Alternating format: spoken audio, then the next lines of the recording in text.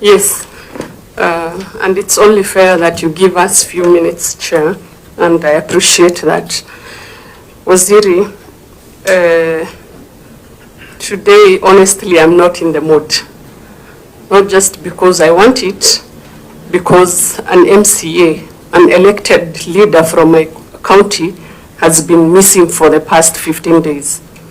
Today being 16th day. You mentioned you are not aware of the case. There is a communication from your office that we got through the chair on 24th that indeed the matter is under investigation. It's now 2 days since we got that investigation. And as a professor of law, the whole time you've been educating us on law, on how to safeguard the Constitution. From where I sit, I feel like we are applying the law, or we are implementing the Constitution selectively. When an elected leader is missing for the 16th day, don't you think he has all the rights to live?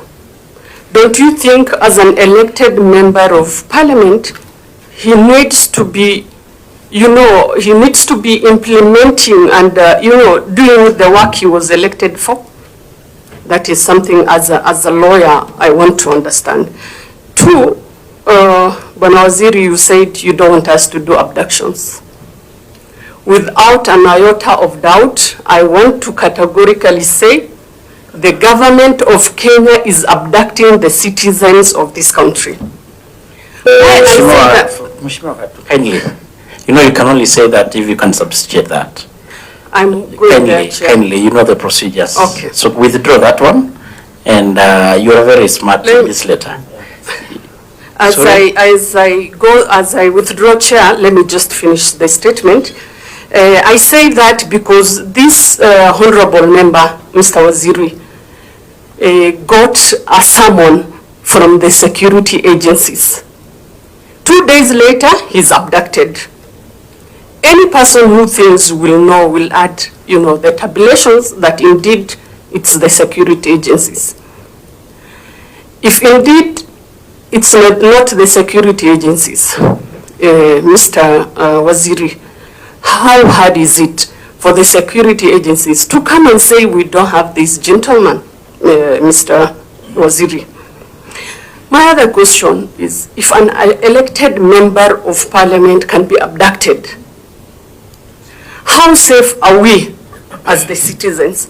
Personally, because of the things I've been doing and going through the meetings in search of the honorable member, I feel threatened, to be honest. I don't know whether I'm safe as an elected member of parliament because of the things and the meetings we go. Honorable Kenyan mentioned how my community works. The entire county is in Nairobi. It's expensive for us to maintain them. We don't sleep in our houses, Mr. Waziri. We are running from one place to another.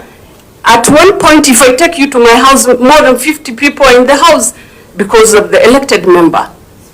Mr. Waziri, I feel very, miserable that the people who elected me right now, who feel I can bring the elected MCA by just advocating and talking in parliament, that nothing can be heard, nothing can be done.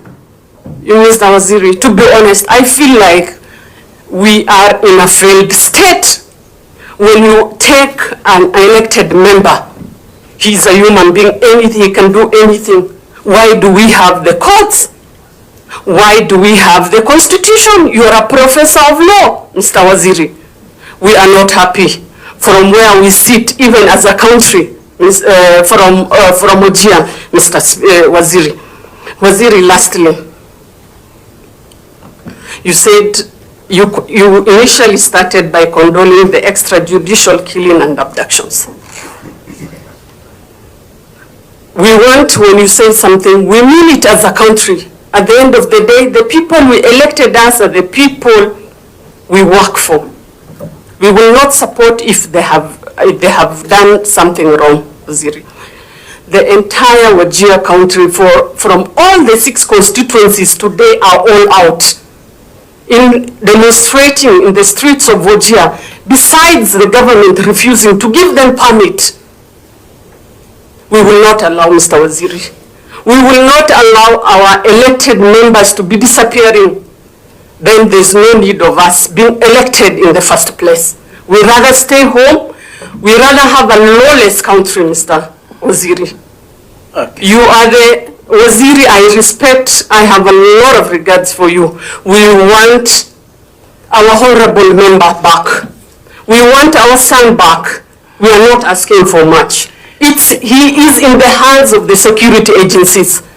I don't know how to put more than that. Thank you, Honorable Fatuma. I think you've been heard very well.